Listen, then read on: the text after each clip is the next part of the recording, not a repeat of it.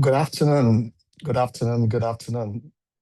Let me be sure that I'm audible. Can somebody from the back end tell me they can hear me so that we just get straight into the webinar? Please, can someone confirm to me that I'm audible? You are very audible. We can hear you. Great, great. Thank you. Once again, good afternoon. This is 12 noon. Good afternoon, good morning, good evening, wherever it is that you're listening or you're watching us from, because we're sure our audience cut across people from various space and various spaces. So once again, want to welcome you to Real Estate Webinar brought to you by Ubosi LA and Co. It's a monthly webinar that will bring about topical issues, and we discuss issues that has to do with real estate. So we try to speak with real estate enthusiasts, investors, and everyone who is interested in real estate space. All right. So, and today is not an exemption because I'm sure it's going to be a wonderful time. So please tell your friends to tell other people that we're on air. I'm sure I will get the link from the YouTube so that we can also share with our YouTube audience as well, so they can also log in and listen to us. And so it promises to be a wonderful time. And like for those of you who have always joined us, my name is Olusanjo Fawole, and I'm your host, and I'll be guiding us today so that we can get into the topic. And before we get into the topic, into the discussion per se, just some little ground rules as usual. Um, just prepare yourself. If you have questions, you can use the Q&A chat box. You can drop your question, and also, should you also want to ask direct question, you want to speak with our guests directly, make comments or contribution, just do that by raising up of your hands. Use the box therein, and I'm going to get somebody from the back end to promote you to the panelists where you can ask your question directly, and then we'll take it up from there. Before I introduce our guests, I will talk about the topic. I'm going to let us know what the topic is all about so that you can know what you're in for today. Right. So once again, tell your friends. I'm trying to check in. I know I can see swelling. People are joining. Tell your friends that we've just started and they've not missed anything. So please let them come online, let them join, and let them be part of this webinar. I don't want anybody to miss anything, so that's why I'm taking a bit of time so that they can join. I can see that it's swelling, so just try and tell your friends that we're on air. And so the topic for today, and the topic we're considering today is something very interesting. The art of property management, mastering tenant relationship and maintenance, right? The art of property management, mastering tenants relationship and maintenance. And honestly, before I read the profile of our guest speaker, a wonderful man, um, you get to know, somebody that's there, and you get to know him, and you get to listen to him. Um, just a background to what you're going to be talking about. You know, many people often say property management is about bricks and mortar, but honestly, I believe that it's really about people and relationship. And today, what we're going to be exploring how to master both both tenant relationship and tenant and maintenance, basically how to master the art of relationship and maintenance, and how we can actually turn challenges into opportunities, and also property into thriving communities. And honestly, the guest is an expert in this field. So I want to ask Mr. Jinodito, if you can, just please let your video be on as I just read a few things about you, and then we just take it up from there. Mr. Jinodito, please, can you turn on your video so that let's see the face of Mr. Jinodito? Mr. Dekole Jinodito, is he there?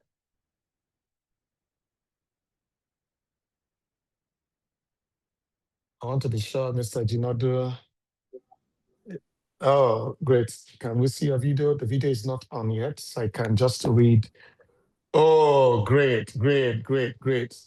It's good to see Mr. Jinodi. Good afternoon, sir. Good afternoon. Good afternoon, Yes. sir. Yeah, Good so afternoon, I'm everyone. just going to read a few things about our guest speaker, and I'm going to invite him to go all the way and have the presentation. Once again, please let your friends know that we've started. They can join in. It promises to be a wonderful time. Our guest speaker today is Mr. Adekunle Kunle Jinado. He is the co-founder and the CEO of Good Tenants. I'm sure a lot of people have heard it's a name that's there. I mean, Good Tenants, Good Tenants, Good Tenants. He is a forward-thinking prop tech company revolutionizing tenant and property management in Nigeria through smart tech-powered solutions. Driven by his faith and innovation mindset, Mr. Adekunle specializes in creating platforms that empower property owners with technology to streamline tenant retentions, relations, and optimize maintenance revenue streams. His academic credentials includes a master's degree from Nottingham University Business School and a bachelor degree from Covenant University, grounding his entrepreneurial venture in strong business acumen. Over the years, Mr. Adekunle has spearheaded multiple startups and held leadership roles across sectors including as co-founder of Livable NG, product lead at Millimeter, and director at Sycamore Africa, showcasing his depth of experience at the intersection of real estate, technology, and innovation. Don't forget, I mentioned to you that what people usually think when you talk about property management, what comes into the mind of people is bricks and mortar, but we're way beyond that. And honestly, we have somebody who have done so much in the space within a small space of time. You know, Yesterday I was going through just reading a few things about him and just reading a few things about his company, and I can tell you that the guest that's going to do justice is who I brought to you this afternoon. Ladies and gentlemen, welcome with me Mr. Adekunle Jinadu as he speak, as he present to us the art of property management, mastering tenant and relations and maintenance. And please, like I said, get your questions ready. If you have them, put them on the chat box. I'll be willing to call a few persons when we're taking the Q&A want to ask direct question from Mr. Jinadu. Mr. Jinadu, over to you. It's good to have you. You're welcome. Good afternoon, sir. Good afternoon, Mr. Fawoli. I hope I got that correctly. Well, sir. Very well, sir. Thank you so much for the very kind introduction, and good afternoon to everyone. I hope that you're doing well today. Thank you for taking out time to join us. I think it's important to appreciate the founders, Mr. Emeka and Mr. Chudi. Thank you also for this great organization. I actually really love Ubosele and Co, by the way. And it's interesting why I love them is why I love your company is really about like, one day I was having a conversation with somebody and the person told me, if it's not right, we're not going to do it. And I was like, wow, the real estate ecosystem has a lot of stories about, sadly, lack of integrity. And I think that that's something that Ubosele is sort of founded on. So really appreciate the work that you're doing. I will share my screen quickly so that we can go through this.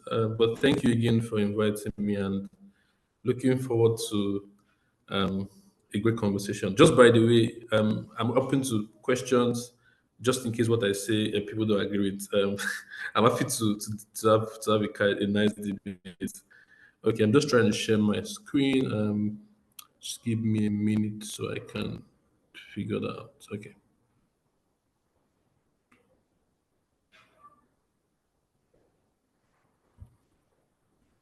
Okay, I think that we are almost there. If you don't mind, kindly confirm to me when you can see.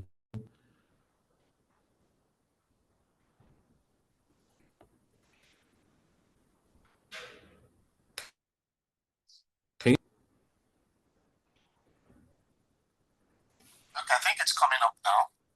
It's just Okay. about, yes, it's coming up now.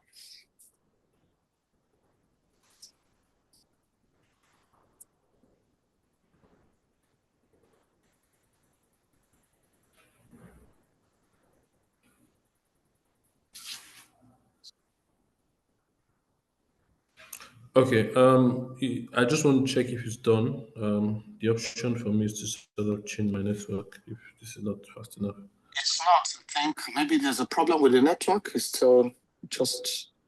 Okay, let me just change because I made sure I had this.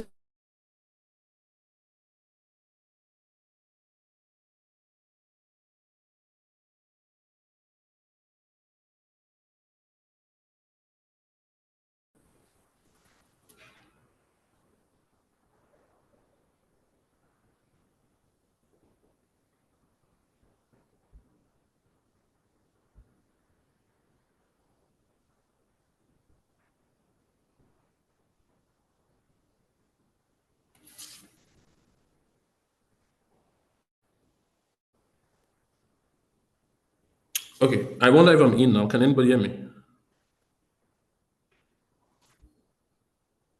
Yes, we can hear you. Yes, sir. We can see your screen now. Okay. Okay, fantastic, fantastic. Thank you, thank you. Okay, so quickly, I think we should go in very quickly. Time we're already moving on time. I'm going to talk about tenant management, and at the end of the presentation, I think I have a couple of conclusions, and I hope to, hear what you think. My journey, as we explained, I've done most of my work in tech, even though I've done it in different industries. So moved from worked many years in Ericsson and MTN in Africa, building technology for fraud detection, but also for mobile money, particularly in Rwanda. Then I did some work in e-commerce and got very excited about real estate. Actually, because I found out that real estate was beyond just the buildings. It was like a lot of opportunity to provide products and services to tenants and landlords that I thought that was not being maximized. And as we go on, I'll probably share why I think that property managers and facility managers actually, in my opinion, um, enablers of productivity, but also I actually believe that they should be the biggest retailers in the world because they know the tenants and they know what tenants need. That's what I believe, and that's part of why we started Good Tenants. So Good Tenants is really technology for property and facility management, but also the idea is that you can enhance the quality of experience for tenants. You can enhance the quality of re- experience, but also return on investment for landlords. And then finally, you can increase your revenue streams as a property or facility management company because you can do everything. The challenge though is that it can be very overwhelming if you've ever been a property manager. I've been a property manager before, and I've sometimes you have so many things that you have to do, right? And I think that the question is how do we optimize, our processes, how to use technology to make those things simpler, so that we can now take advantage of what we have for us ahead of us. Okay. My general thoughts on real estate today is that we are enablers of productivity and happiness as property and facility managers, and that real estate itself, while we see it as a cost, for families or for individuals, you're paying rent, or you're spending money on power or paying for service charge. In reality, from my experience as somebody that used to work a 9 to 5 before starting the business, I still work in 9 to 5. Actually, I now work at 6 a.m. to 10 p.m. maybe. What I find is we think of it as cost, as tenants. For example, in reality, if you're strategic about where you live and where you work, your apartment is supposed to help you, for example, grow your income or build memories with your family. I think that when we see it that way as tenants, for example, then we are smarter about the way we choose where we live. The communities that we live in affect, for example, the way our children think about the future, right? But it's not about how expensive it is, by the way. One of the things I think about is it's better to have internet subscription in an apartment than maybe if you have to choose between internet and a swimming pool, you should choose an internet subscription. And a house in any corner of Lagos, right, can have internet subscription. That should, for me, should be a priority because as a country, one of the challenges we have is a lack of productivity. And if we are going to increase productivity, we have to think about even housing as enabling productivity for everyone. Of course, for businesses, it's very clear, but for individuals, there's a lot of work we can do to enable productivity of people and to improve their overall well-being. Right? So my thinking is that property and facility managers can contribute a lot to the productivity of our country. And if we see it that way also as property managers, I think it changes the way we think about our work. All right. If you cannot hear me, please just let me know. I have a case discussion here. I think I should skip it for now because I think that the format is that I speak and then there are answers at the end of the day. But this just was trying to describe the sometimes dilemma of a property manager because you're interacting with primarily you have a responsibility of the landlord to get the best return on investment. And in the last couple of months or years in Nigeria, we've seen cases where landlords will just say, "Oh, my neighbor is charging 10 million, so I need to charge 10 million," and there's no basis, or standard for fixing those fees. But while you're doing that, you also have to, provide excellent services to tenants. And sometimes you need to do a renovation. Landlord says, "I don't have money." It delays and it affects the renewal of that tenant. There's all kinds of things that happen. And as property managers, you're almost the accountant, you're the lawyer, you're the support person, you're everything. How do we make this work such a way that we still provide great services to tenants? I think it's questions that I have, that we all have, and I'm hoping that we can spend some time discussing today. Okay, I'll slow down a bit now. Just to confirm, am I audible enough? And can you hear me? Yes, sir. Very audible, sir. It's good. Okay, fantastic. So when I was thinking about this, when I was asked to speak about this, the standard things I think we all know already is, the way you manage a tenant starts from when you attract them, and then the way you manage relationships with them. And yes, Mr. Faso just spoke about that. Like, it's really about relationships, and managing those relationships are so important. And we'll talk about that. And the way we manage them determines how we retain, what our what our churn numbers are. How many people leave after the first or second year? How many people are willing to stay for long because they really love the experience? But when you're dealing with younger people, just by the way, the future is the next 10, 15, 20 years. A lot of young people now have access to a lot of resources because, they're doing jobs in tech or in finance, and dealing with them is very different from the past. Retaining them is very different, and they make decisions very fast. They can decide, I'm renting this apartment, I'm done, I'm moving tomorrow. They are not as patient as our parents. And so thinking about how to retain them is something that we should look at. They are also a lot more emotional. So those are things that we have to think about. And of course, exit is the final stage. But the first thing that I think we don't talk about a lot is management, the property manager's welfare. Because I'm particularly if you do facility management and because you relate with tenants, I've seen property and facility managers in the toughest situations. Like they have to manage both sides. And let me give you an example. That the way I've pictured it. A tenant makes a complaint about say his roof or there's no water. That's something I'm hearing recently a lot, particularly in estates. We have a water problem. The landlord says, "Oh, okay, but I don't have money." So this property manager is reporting to a tenant, is reporting to the landlord, he's dealing with a vendor, and also is reporting to his superior at work. So for every complaint or every task, there's like at least at the minimum, you are dealing with 4 people. Now imagine that this property manager is managing, maybe 100 units of apartment. I don't know what the average is today. Just imagine what his day is like. And I've seen, property managers go to bed and have dreams at night because they're like, "Oh, is something going wrong?" And people wake up with a lot of PTSD. I mean, I know property managers have PTSD from all kinds of calls. And it's funny because they deal with these things from different channels. There's WhatsApp, there's email, people are reaching out from different directions. And I think that one of the things we have to think about is you cannot give what you don't have.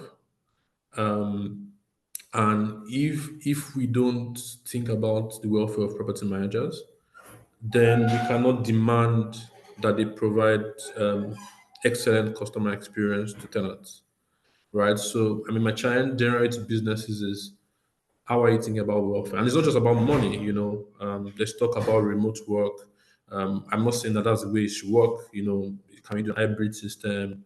But what I know is that tech, again, I'm a tech person, so you expect me to talk about tech a lot.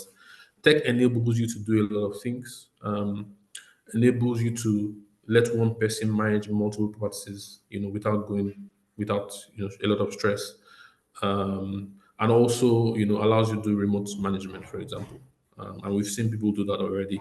But also, the fact that more a property manager can manage multiple with less stress means that potentially they can earn a bit more, just because not too many people are, I mean, it's about the numbers in the end.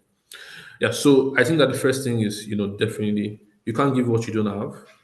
And as a property manager, if you are very stressed, it doesn't matter what you know about how to manage tenants, you will not be able to implement it, right? So I think it's something that we will start to see in businesses, thinking about the welfare of the person that is executing the property management or the tenant management itself. Just something to start. I think I've mentioned there's a bit of that here. Managing humans is tough. Automating as much as possible reduces the burden, organizes things, and just also evaluation. I think I should talk about evaluation and rewards. Just for a minute. If you have an automated system, you can track performance. It doesn't have to be software; it can be Excel, whatever. It's important as humans that humans are rewarded not on equal levels, right? So the property manager that responds in 2 minutes to problems should not be rewarded the same way as property manager that responds in 2 days. But if those metrics are not tracked, then what you have is everybody acting the same way without there's no difference basically. So there's no motivation for me to act differently, right? Because everybody is sort of evaluated the same way, or rewarded the same way. I think as humans we want to be rewarded when we're doing extra naturally. And I've seen a lot of people say, "Oh, I'm moving to a different industry," and that's something I think we can think about how to improve rewards. Okay, let's talk about the main things right now. How do you attract tenants? I think that the way that people interact with us, I feel like I'm the only one talking. Sorry, it's very. I usually like to do a lot of engagement, but let's continue. The way we attract tenants, I think affects the way that affects the way that the whole process goes when they're with us. The initial, we talk about first impressions in life generally. The first impression that a tenant has of your property or of your process is what sticks in their mind. And what usually happens is, if it's such a great first experience, even when you make mistakes, because we are human, even when we make mistakes or we don't communicate early sometimes, they already have the impression that this is not the way Mr. A behaves or Mrs. A behaves. So let me give her some slack, because normally when I was doing this process, in process of coming in, they were very prompt. Everything was organized. So I assume that something is wrong. The other way around is also right. If he was very scattered, then they just feel like, yes, this is the way it is. And it was very scattered. Even when you start to do the right things, right, they don't. All they remember is the first impression. It takes a while for you to change first impressions. That's what usually happens with life, not even with just tenant management. And so I think that the first step is, what's the apartment viewing process? They book, they reach out, they book platform. Can they book from your site, for example? Do you have a tech system that allows them to book from your website? And even the setting of the appointments to view the building, can they do remote viewing of the apartment? I think it affects the way, in Nigeria, obviously, not many people will rent apartments by viewing remotely. But just the process of communication from point of booking a viewing to viewing the apartment to the KYC process, right? And just the feedback mechanism along the way affects the way they think about your business or the way they think about a property manager's operation. And that first impression is so, so important, right? So I don't want to spend too much time on talking about tenant profiling. We know that already.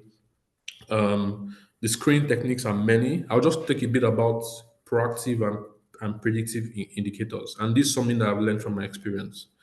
And one of the things I'll talk about one single thing. One thing I find interesting, and I'm happy to get the pushback, when we interact, is the concept of um, of doing I'm looking for it right now. The concept of guarantors. Yeah. It's such an interesting concept for me because I find that in practice, when it's time to get back the money from the guarantor, if someone is owing, and maybe I don't have the stats, it's not the most efficient. That there's a lot of back and forth. The guarantor can tell you I don't have the money, and I think it's very reactive, right? I think that what needs to be done a lot more is and this is just focused on attract, the screening process. Just by the way, before I say that, the quality of a tenant determines the peace of mind that you have. I think it's a combination of the quality of the apartment and the quality of tenants. If you get a good apartment and you get a good tenant, managing tenants is a lot easier for a property manager. So what I'm looking for is how do I predict the behavior of this tenant ahead? I'm not trying. It's good to get guarantors, but can I look at predictive indicators, right? For example, can I do a credit check on this person, right? Because if I do a credit check, I can tell this person is financially responsible, right? And for example, if you use good tenants, that's something you can do with good tenants easily. Can I do a credit check on this person? Can I confirm where people work? This one was so interesting. I see people, property managers, call phone numbers of employers that when they fill the KYC form and say, "Hello, I'm trying to call for Mr. XYZ. Does he work with you?" And the person says yes. Or you're calling a past landlord based on data that's provided. But what people usually do is that they put the phone number of their cousin or their uncle, and that's the person you're talking to in many cases, right? And so, how do you mitigate for that? Again, I think checking that they actually earn what they say they earn, where they work. There are many ways to do that with technology, but there are also the ways to do that physically. I think it's so important. You're better off investing time in that process than spending 2 years trying to evict a tenant. The other thing is references and rental. I'll talk about rental integrity database. I think that there's an opportunity for industry to collaborate. If somebody has been a bad tenant somewhere, every other person should know, right? And what that does is it reduces the work and the stress of property managers. If somebody always pays late their rent, if there's no consequence for bad behavior, that's something that we struggle with in Nigeria generally. Then the people that are managing those sectors, like in this case real estate, will struggle a lot, right? When in Lagos, there's a lot of traffic lights in Lagos, and the ones that people comply with, the ones where there are cameras, the ones where there are no traffic, where there are no cameras, nobody complies. It's just about consequences. And I think something that we have to think about as an industry is what I call a rental integrity database, where you can see behavior of people. And once people know that, and it's something that we have experimented, by the way, once people know that there's consequence, it's funny how they adjust. The same person that misbehaves in Lagos, once you walk through it through in the UK, you just become very different. You obey the rules. I'm not saying that tenants are a problem. I'm just saying creating that system makes it easy for us to manage them in the end, right? And also makes it easy for the property managers. I think the final thoughts around this will be something that I think that is also key to giving a good experience to tenants. And this is dealing with landlords. So when I speak to landlords, in the past when I've spoken to them as a property manager, but today I still spend a lot of time talking to landlords just because I want to understand, how the ecosystem is evolving, how they think. Landlords always give excuses for, I think in Nigeria I've seen something called rent as is. So you give an apartment that's in bad shape and you say rent as is. As a property manager, I think it's a trap because you're going to have a very bad experience with that tenant, and then you will not be able to control the experience because you're basically saying, "I'm giving you an apartment, figure it out," and then next year you're going to go and increase rent. I don't think you get a good experience with tenants, right? So something I think we need to start to think about as an industry is financing for property upgrades. And it's possible. It's just that we don't have data that shows behavior of people or behavior or income stream of landlords. There's nowhere that people can find that data. That's when I say people, I mean financial institutions, and so they are very wary about loaning to real estate business or loaning to a tenant or loaning to a landlord. I think organizing ourselves makes it possible, And I mean, for example, in my past work life at Livable, we have done this before. We are giving property upgrade loans to landlords because if a tenant was coming to an apartment we are managing, we didn't want to tell stories. We wanted to tell them this apartment is in great shape. when you are living, it has to be in great shape. Check everything is working. We don't give you an apartment and say, oh, it's assist. No, that's something that we never did because we wanted to be able to have peace of mind, and make sure that the experience is great for them. And once they see the way you are presenting your apartment, they have an idea of, how they should manage it. Okay, so that's my thought about attracting people. Give them good apartments, make this viewing process smooth.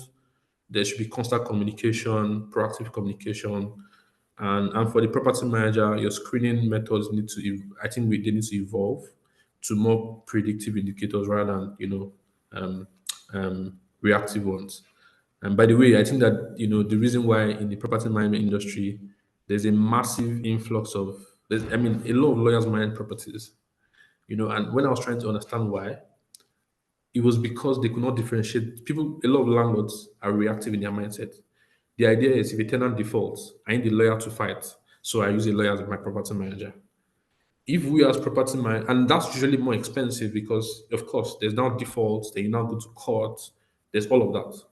If we come up with systems that are proactive, for example, like a tenant bureau, in the past, if you loaned money from a bank, you could go to another bank and take a loan. So the banking industry said we want a credit bureau, right? And with the credit bureau, we know that if you're taking a loan here, you can't take a loan here again because you're performing badly on the loan here. We need that for the industry. If we create things like that, then we can identify bad tenants. But more importantly, it's not really to identify bad tenants. Tenants start to behave the right way because they know there's consequence for not behaving the right way. Right. So that's something I wanted to emphasize on this call. Okay, now that a tenant has moved in, um, again, first impression matters. So how do you welcome a tenant to an apartment? Of course, you do the normal asset checks, everything's working, they sign the asset register. I don't think that it costs a lot to give the person a personalized gift. It doesn't have to be personalized, So when I was at Livable, we used to give people a welcome pack, very small welcome pack. I don't know how many it costs right now.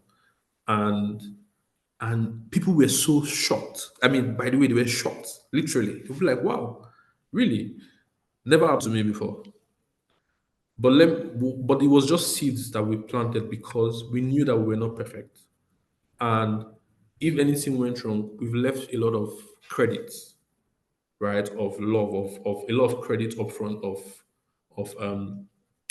of good deeds, right? And so when there were mistakes, and how much is a small personality gift card? We used to have a card where we write a small note and we give them a small cup and a key holder, just basic stuff.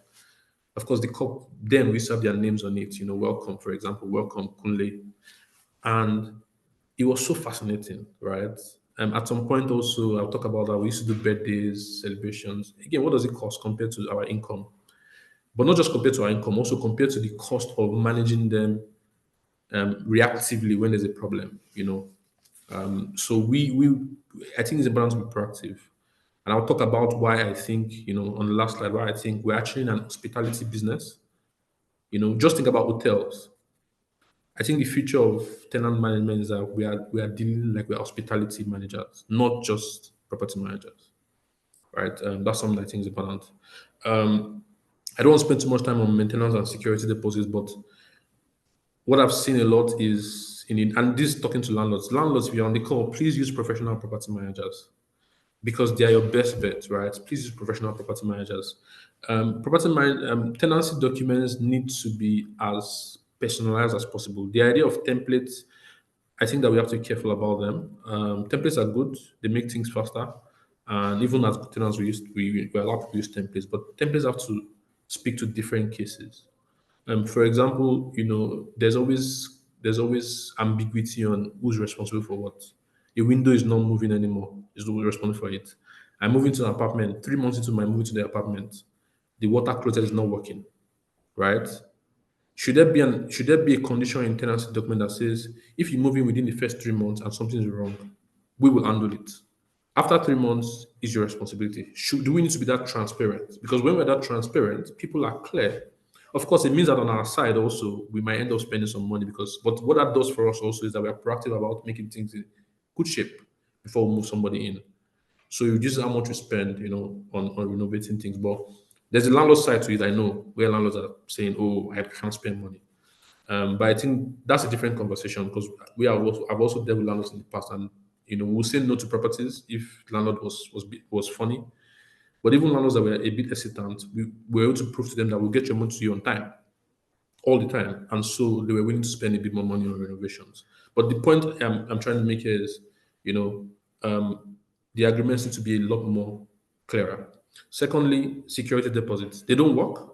I've heard many stories about people living an apartment and the landlord is spending 1, 2 years of rent. The way it works today doesn't work and it needs to be innovated. I can speak about that. I don't think it's time for that, but you can innovate it in such a way that it prevents tenants from damaging the apartments. That's a whole topic on its own, but we have done a lot of research on this, and there's a way to prevent it. You don't do it as a punishment, but you do it in such a way that it prevents tenants from things.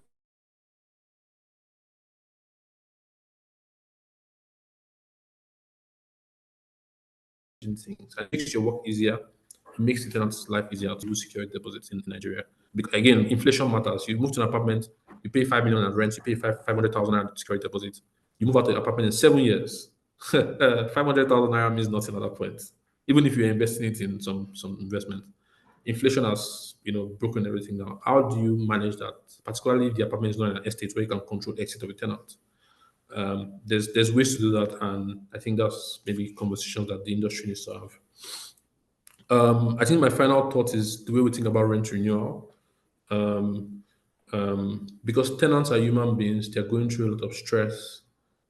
By the way, just a bit on the clear documentation. It helps tenants know that this is my responsibility and this is your responsibility, and it just makes them feel comfortable when they're moving. That's something I wanted to highlight because we're talking about tenants. It makes them feel comfortable when there's clarity, right? Particularly good tenants. They like the fact that there's clarity on what's my responsibility, what's land's responsibility in the agreement. It's not ambiguous. And for people that are productive, that are smart, that are ambitious, that want to invest their time in productive stuff, they want those things cleared so that when they are living in the apartment, they know when to reach out, when not to reach out. They don't want to waste their time. And something I used to say a little bit is we are building housing for ambitious people. Ambitious people don't like wasting time. And so making things clear for them, just they love you because they just want clarity and they want to pay and move on. For rent renewal, I think some of the things that we can start to do is and tech allows us to do this right away. People. I think Ubosile does this, for example, but I don't know how many people do this. You send reminders 6 months, 3 months, 2 months. Those things can be forgotten, but tech enables you to automate those things, and that's straightforward. But then there are better ways to do this, right? And when I was talking about the way I see the real estate industry, I said I see it beyond just properties and tenants. I see it as there are many opportunities for income that we ignore. And so tenants, for example, can save upfront towards their rent. And you can see that with some companies, there's financial companies that do that already. But you know, we can enable property management companies to do this and support them to do this, for example, where tenants save upfront towards their rent is easier for them. They end up paying less because if you save upfront towards your rent over a period of 10 months, for example, you end up paying less. Not everybody will use it initially, and that's something about innovation. Innovation, if we focus on people using it, everybody using it at the first time, we'll never innovate. What happens with innovation is that there are people that we call early adopters. They use it, then the stories start to move, then people start to come on board. In Nigeria, we used to do a lot of cash, right? And suddenly we're not doing a lot of cash, right? Of course, that was helped by COVID and helped by the naira issue that we had, just before the last election. But the point is, things evolve, and if you don't start it, there's no opportunity for us to evolve. But people save upfront. I've seen this happen, by the way, in Nigeria.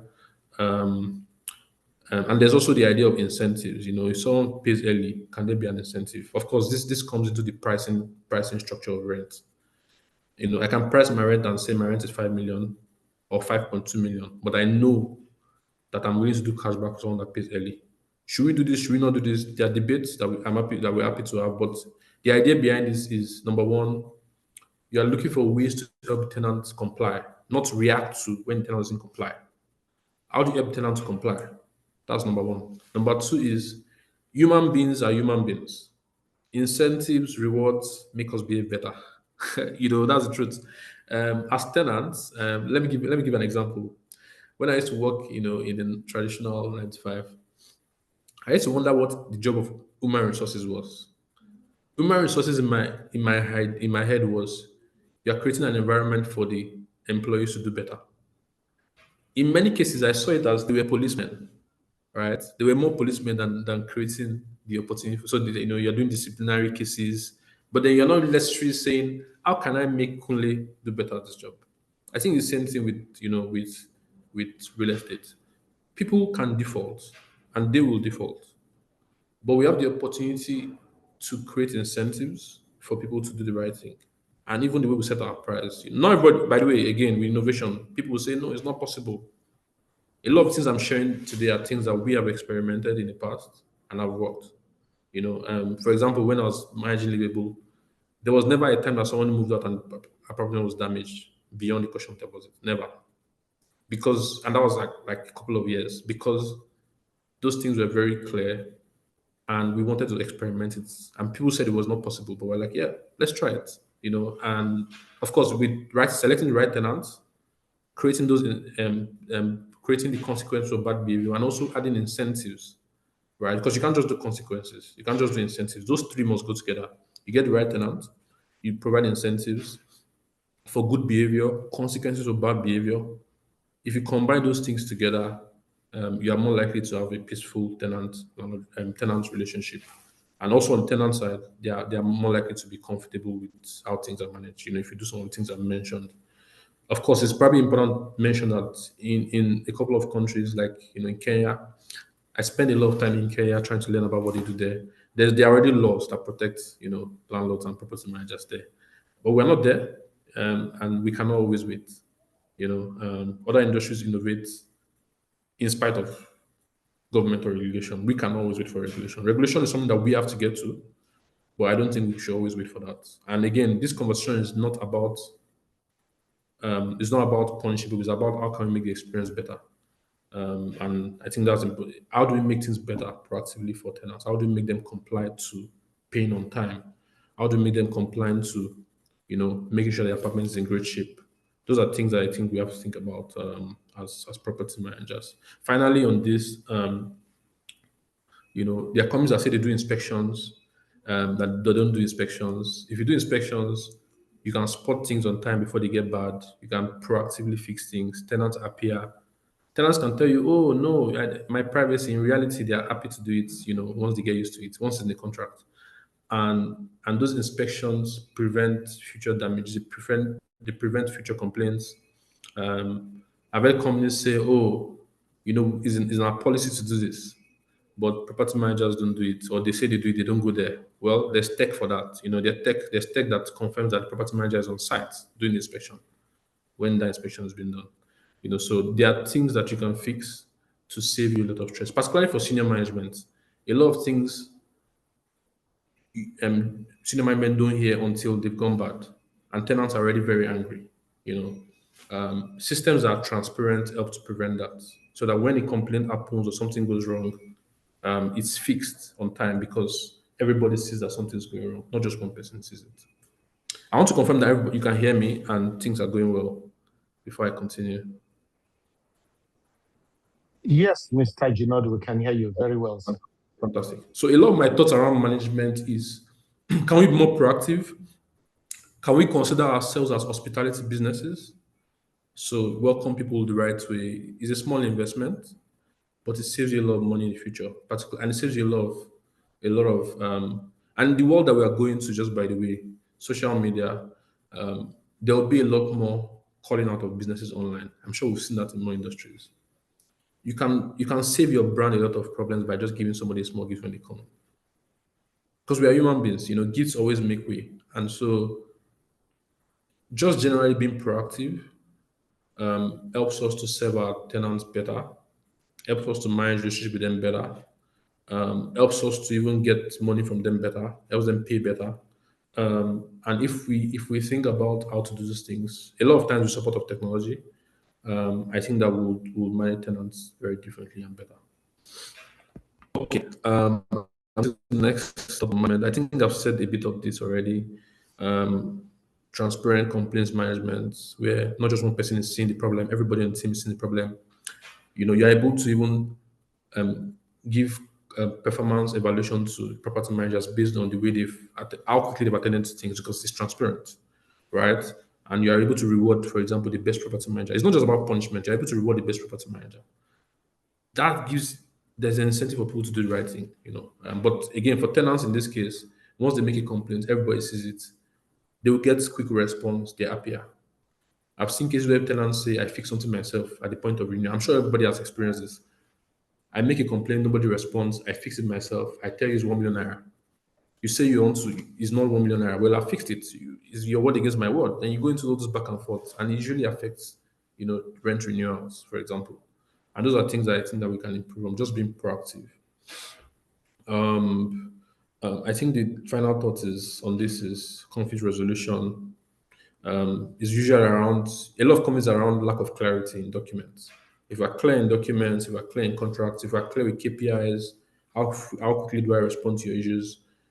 You have less conflict, And of course, if you've already planted seeds of friendship, with gifts or whatever at the beginning, you're going to have less conflict.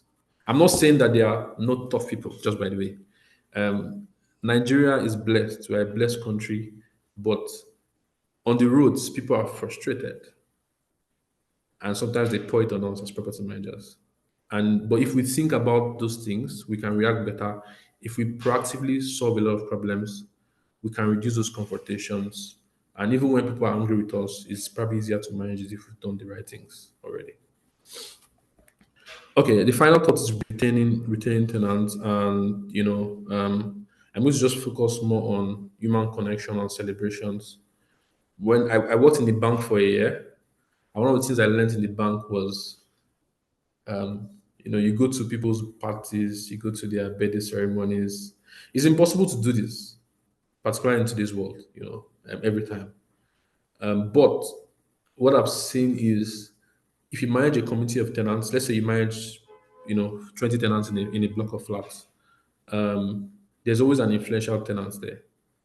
And you might need to prioritize how you relate to that person. That might be person celebrations you have to go to. For the other ones, important to send messages to them, important to wish them birthday ceremonies. At good tenants, right? We don't manage properties anymore directly. We provide tech, but we have some test portfolio. It's on our website where we used to experiment, and so in those cases we still deal with tenants. And some of the things we used to do, and I've told them you have to do is send them a birthday cake. Like how much does it cost? You do it once a year. It saves you a lot of stress. Just being friendly is great for retention. Upgrades at point of renewal. Again, this is of course landlords will tell you they don't have money. But I think the way you manage your landlord relationship is also being proactive. If you're proactive with landlords, it's easier to ask them to spend some money on upgrades when they have to do. Again, this is theory, right? In reality, you have to manage it. But I tell you from my experience, from my small experience, there are obviously more experienced people that with many human beings are generally reasonable. Landlords or tenants are generally reasonable. There are pressures in the world, there are pressures in Nigeria, but we are generally reasonable if we are treated well. If someone walks into a room and greets everybody nicely and asks for something, there's likelihood that many people will respond to that person versus someone walks in, frowning. So human beings, we react a lot to emotions. We think emotionally a lot. We ignore a lot of logic when we are connected emotionally. And just investing in emotional connections, I think, is something that we don't do because we are stressed as property and facility managers. But I think it takes time to see the results, by the way. But if you start it on a if someone moves in an apartment and you start an emotional connection with them and you're friendly with them and you communicate with them, I think that you have better experience. Even when things are not going well, you already have credit with them, and it helps things. I mentioned, one reason I like the CLS is about integrity, and building trust is so important. Honoring agreements. If something goes wrong, the scenario I painted at the beginning which we could not look at, was about something is going wrong. Landlord is not willing to spend his money, but tenant is suffering. What do you do? And there are cases where sometimes you just say, "I'll spend the money on behalf of the landlord." I'm not recommending it. because you're running a business. But like there are times when I've done that, and I look at the long term. I used to look at the long term then when I was still actively property management, and you do that sometimes, and you save yourself a lot of stress. It doesn't always work, by the way, but I'm just saying that these are things that we can consider. Just being proactive is maybe the way to, and just thinking about this as hospitality is the way I think that the future of tenant management will be. Okay. Of course, exit is the point. How do you manage exits? Again, I highlight here the idea of a rental in the integrity database is something that I think we have to consider when people exit. Of course, you do normal handover, you do inspection of the property, but then they move on, right? And sometimes you never get the money back. Are we able to connect, for example, to credit bureaus to say this person is owing money here? So when he goes to do a financial transaction somewhere, they can see that he's owing money from his house, from damaging things in his house, right? Of course, this is for bad tenants. Again, when you do this kind of things, what happens is that you are being proactive, and then you are going to have less damages once there's consequences, right? But also on the tenant side, when the tenant is exiting, they're exiting for many reasons. They're exiting because sometimes they cannot pay rent anymore. How do we manage that? We have to manage it with grace because they are human beings. Sometimes they're exiting because they're traveling. I've seen some cases like that. How do we manage that? But then on our side, notice periods are things that we have to do on time. Documentation is key. Helping them exit, you know, remembering that they are future landlords, but also that they can refer people to us in the future. They can talk about us. Bad news spreads very fast. Good news, not as fast, but very important. And just thinking about an exiting tenant, even if they were owing money, and even if they could not pay, as a potential referee in the future, as a potential law in the future that can give us business, I think helps us manage the process very well. Again, there's no perfect system. It's possible that it doesn't go well. But I think one of the things I'm highlighting as throughout this conversation is being proactive, thinking about that human beings are good, some are bad. They're actually more good people than bad people. But usually we create systems assuming everybody's bad because we're trying to prevent. But creating incentives of good behavior is something that we should do throughout the process. And just thinking about things more long term, I think really helps us as businesses, but also as property managers. But of course, leaves a good taste in the mouth of tenants when they're having to exit. The other thing I'll talk about is just around, not necessarily around exit, but around innovation for the space. Somebody cannot pay. Are there insurance products that can guarantee rent? This is something that we've done extensive innovation with a company. I think I'll mention them, Axa Mansard, and it's something that I think will probably become a lot more public soon. Is can you provide an insurance product when a tenant exiting because they could not pay rent that covers that rent? Again, everything is impossible until you do it, until you try it. And I think the guys at AXA are innovating around this already, and it's something that I think will be interesting for the future. Okay, and my final thoughts. I hope I'm within time. Um, I think in the end, what we're trying to do is we're trying to provide great customer experience, but we're a business, so we're trying to get better financial returns, and we want our team to be happy and comfortable doing their jobs because they cannot give what they don't have. Something I should say here again: if you're a landlord on the call or landlords, please let them work with professional property managers. This is a digression, but as a landlord who has a job, or you cannot give a great customer experience to your tenants. You cannot. So because you're busy, you have priorities, but also you're emotionally connected to your apartment. It's not a business for you. It's a business, but you're emotionally connected. Your worries and challenges can influence the way you respond to tenants. Please use a professional property manager as much as you can. And yeah. But yeah, let's talk about a couple of thoughts that I've put together. And this is based on these thoughts I created the presentation. Is that we are really in hospitality and productivity enabling business. If you have apartments that cost 5 million, 10 million, 20 million per rent per annum for rent, you're probably dealing with somebody um, who is ambitious, who needs to focus on their work, who doesn't want to deal with plumbing issues today, and doesn't want to deal with there's no power or there's something today. Um, and if we think about it that way, we realize that we're actually enabling the productivity of our tenants. And also, we're an hospitality business. So we're not hotels because it's different, but thinking about it as an hotel hospitality business elevates the way we think about giving great experience to our tenants and allows us to innovate and allows us to think about what are we not doing that we can do. Um, do we get more money for that? What we get is more efficiency. What we get is less troubles. What we get is we protect against loss of income, right? And that automatically earns more profit. So you might not get more revenue, but you definitely get more profit because you're protecting against. Can you get more revenue? Also, yes, you can. And there are many ways you can integrate other products and services to your tool. I mean, I'll give you an example that we are able to enable, for example, a good tenant. It's something that is, we're enabling very soon. When someone moves into an apartment afresh, they buy furniture, buy all kinds of things.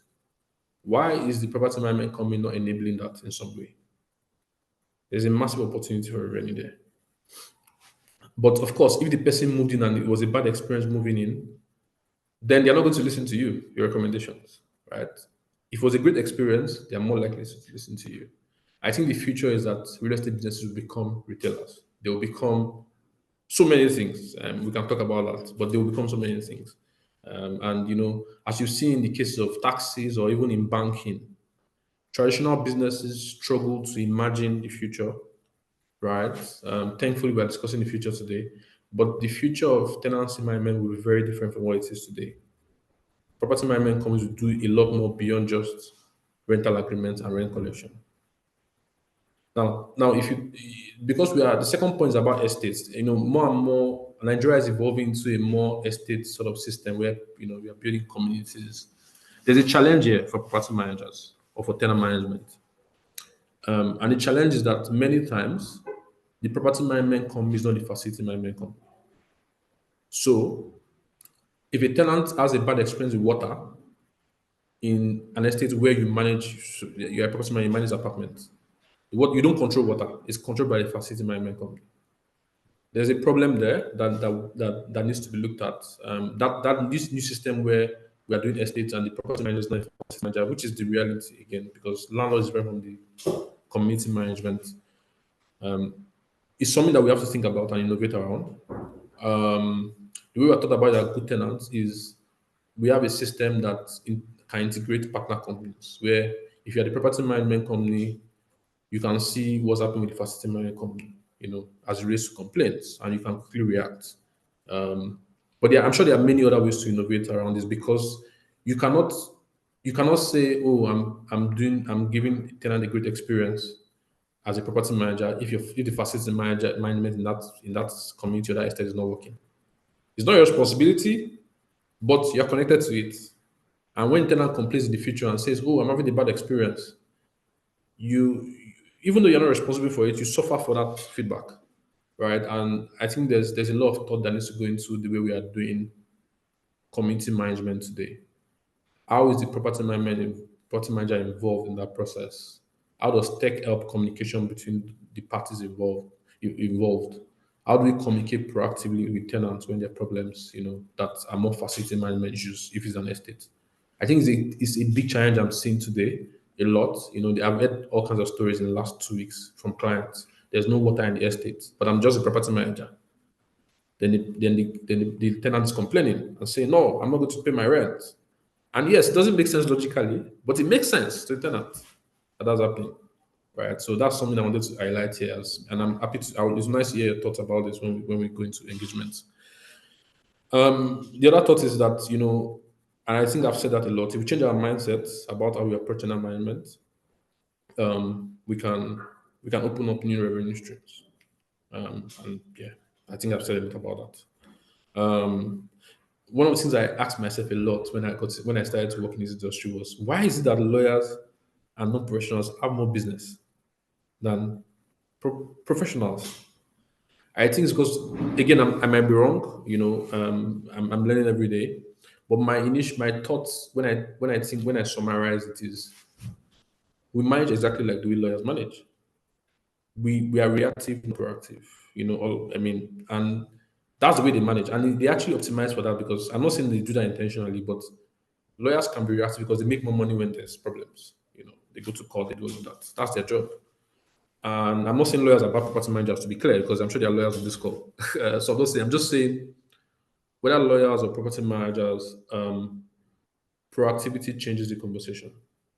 And just saying humans are good people until they go wrong, but also providing incentives and also creating clear ways where you can prevent bad behavior. Just makes things easier for tenants and also for us as property managers.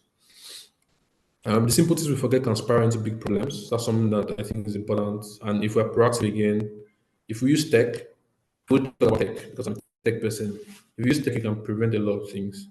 You can fix things on time. You can avoid a bad experience. And one bad experience can escalate. Many good experiences sometimes are not enough to clear one bad experience. So just simple things can prevent big problems in the future. And there are many examples I'm sure we can give if we spend time on this.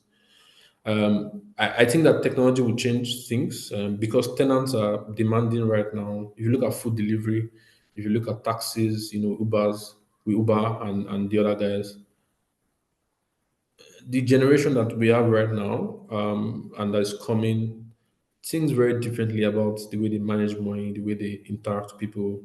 They are very microwavy in the way they think about life. Um, um, yeah, they're very microwavy. Everything needs to be fast, and we will have to evolve. The way we manage our tenants as they evolve. And if you read the book "Move My Cheese," it talks about how things move and we're not moving along. But just look at all industries, whether it's Ubers, taxi, yellow taxis used to be the kings of the roads in Lagos, and they determined things. They controlled where you wanted to go. They controlled price. The next thing you have the ride hailing things, and that's changed.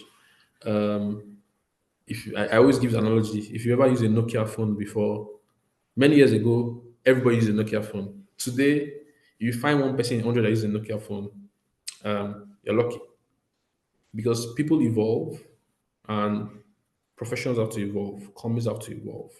If we don't evolve, it's funny because it's very slowly, that it happens very slowly, but it happens that we lose track and we lose our positions as maybe leaders of the industry or whatever we are. And so that's something I think we have to look at technology. New revenue streams again, because it's very obvious that we're running a business. There's an opportunity for us to make more money beyond just the management fee we collect, for example, and technology integrations, partnerships, open us to all of those things. In the end, the summary is we're hospitality people. We're not just property managers. We're also productivity enablers. The way that we manage our tenants reflects in how much more money they can make, reflects in how happy they are, reflects in the memories that they build their families. If they're always dealing with plumbing today, water tomorrow, it affects their lives, it affects their mental health. That's how important we are as property and facility managers. And if we think ourselves as that important, then we have to let it affect our work. And hopefully we are rewarded more for it. Again, if you use tech, I'm not advocating for letting losing jobs, but I'm saying fewer property managers can manage more properties more efficiently, and in the end, everybody gets benefit for that, right? Yeah. So those are my thoughts. I hope that this was full. Happy to take questions if there are any questions. Thank you. Thank you so very much, Mr. Jinadu. Thank you so very much. That's a very, listening to you, a few things were just, I was just, at some point, I was smiling because of course I know on this call we have um, people, property enthusiasts. We have, in one way or the other, people on this call could either be a tenant or a landlord. So while listening to you, I was just smiling. I was like, oh, so many of the people who fall into the category of tenants were like, oh, this man is really speaking for us. If only our property manager can do one third, or I mean, of what he says, maybe things would be a lot better. Thank you very much. Very interesting. So before we go into again, I know I can see one or two question also there about if you have question, please ask a question through the chat box. If you want to ask directly, like I said when we started, you may have the privilege of being promoted. Then you ask a question directly from Mr. Junod. We'll give one or two persons the privilege to ask those questions. But again, we have a few talking points. I mean, I can take one or two talking points, then we'll go to the question I mean, I can see that there's a question already on the chat box, then we take it off from there. Now, my first question my first talking point I want to have with you will come from the discussion here, because honestly, you talked about the strategies to retain, I mean, tenants. You spent some time in talking about, as property managers, the strategies, the need for us to build trust, the need for us to communicate properly, the need for us to, you also at some point, you also talked about upgrades, and you talked about proactive responses and all that. Now, this is going to be the question. And again, falling back from what I said earlier on about if you have a lot of tenants on this call, they will clap for you. But if you have more landlords, they will like, hey, what's this man saying, right? Okay, so the question now directly is, how can property managers, strike the right balance between being professional and being approachable? Because you talked about being approachable, you talked about those strategies, but hey, it's all about it's not to side ice cream. We're not what do you call it now? We're not what they call this. There's a term that was used sometimes ago. The essence is we're in business to make money.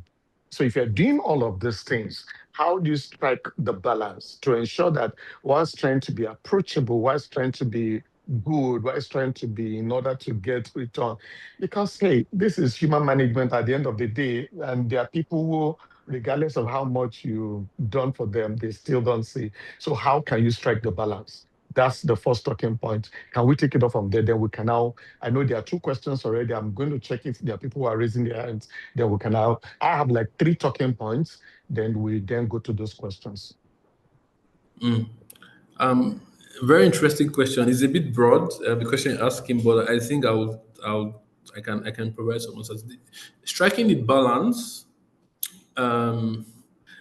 I, for one, don't know that there's balance in life. I think you're usually tilting to one side, but again, you can balance. My thoughts about balance will be that you you create systems that are transparent. You prepare for potential bad behaved tenants, but you don't upfront treat everybody as everybody's fighting you, right? So upfront you create incentives for good behavior, but then you also are ready for bad behavior. And maybe the scenarios would be, maybe I'm just thinking of a scenario I can use. If you So let's say you're a property manager. You're managing X number of tenants, which is the case. A lot of times, what I've seen is the first job that you have to do is screen your tenants very well, and give very clear rental agreements around what's your responsibility, what's my responsibility. Many times when you do that, you don't fill apartments as fast as landlords want. you know, you'd you'd it might take a 3 weeks to fill an apartment that somebody else fills in 2 days. Many times because we are trying to impress the landlord, or landlord is our next, we are rushing towards, we are focused on speed rather than quality. And I think that the first thing is, if you focus on the quality of a tenant, you will have less worries. Also, if you focus on the quality of the landlord and the apartments, you'll have less worries. Landlords have, when I was property manager, landlords would tell me I don't have money to renovate. I said, don't worry, I'll give you the money to renovate at a small interest. It's between us. I'm not saying that everybody can do this. I'm just saying those are things that we did then. Can you do that scale? Not today. Thankfully, I know that there's an European bank that's coming to Nigeria now. I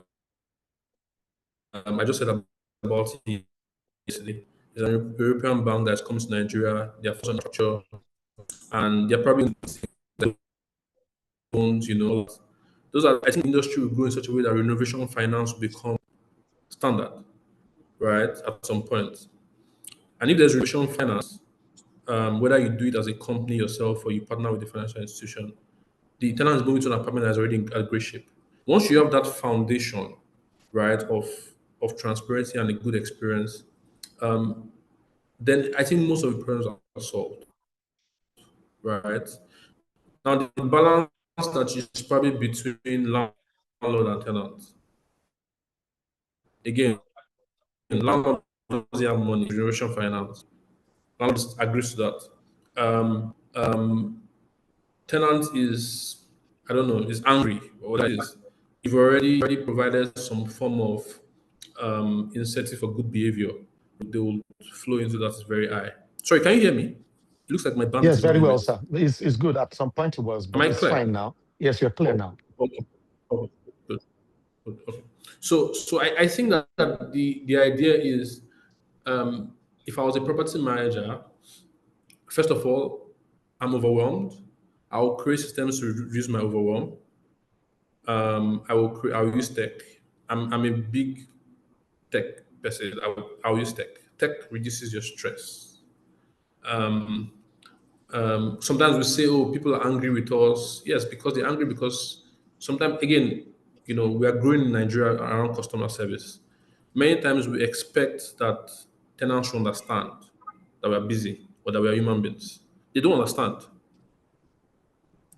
The approach is that they don't understand, and if we create systems that help us respond on time, then we can serve them better.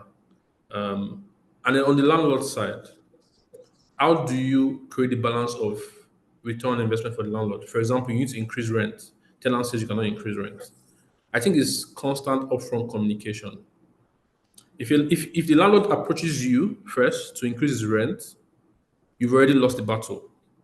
If you approach the landlord first to say, hey, we've been doing this, rent has been going on at the same rate for 2 years, but we are seeing that rent is going up in this area and we are working on it. You are in a better position. You have the strength to set the rent. If a landlord tells you first that rent is now 5 million instead of 4 million, it's going to be very hard for you to balance that conversation. It's going to be like, no.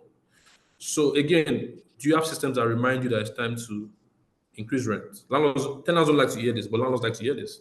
If you have those systems and you are the one that takes the step first, tell the landlord, I think it's time for us to renew rent. Don't worry, we're working on it. When you bring a value to him, he's more likely to accept it than if he's one that brings a value to you first, right? So, and that way you're able to balance the expectation of the landlord, but also not make the tenant feel like he's being, is suffering from, just random rent increases, right? So that's an example of how I think you can balance things. There's a lot of proactivity, there's a lot of preparing ahead for potential problems, but also treating people as great people until otherwise. Yeah. Thank you very much. I think I will leave my own talking point now. We've got a few. Please, at the back end, I can see one of our very senior fellow in the industry. At the question that he wants to make a comment, there's our senior fellow, I think one of our former regulators, Grace Enshaw. See if you can, from the back end, please, can somebody help me to promote him to the panelist so we can take his comment in 1 or 2 minutes, then we take those questions. Yes, Tokwe, please, can you help me get Chief Enshaw get him so that I can get his thoughts we must give him that opportunity to make that comment. But whilst we are doing that, let's go to the other questions that we do have here, right? I think there are about 5 questions already, so we can take those questions. Then let's just, there are enough talking points already, right? So let's take those questions one after the other. Mr. David Obanore is asking this question. He says, in Lagos, where tenants expect quick responses to maintenance, but landlords are always trying to cut costs.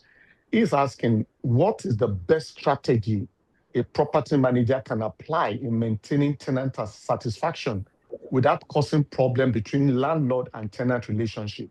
That is in form of rental increment when it is time to renew. Did you get that? Yes, I got it. This questions about human. I mean, this is maybe all of us probably experience this, right? Landlord says, "I don't have money." What I've heard before in the industry is that, and I don't think it works today. And there's a place for regulation, by the way, which for some reason I find that when it's almost elections, we hear a lot of stuff about, oh, we're about to do something, and then after that, we don't hear anything anymore. There's a place for regulation in the way landlords sort of handle their property or they handle their tenants, right? But let's assume there's no regulation, right? How do you deal with that? I think that number one is communication, right? You have to communicate.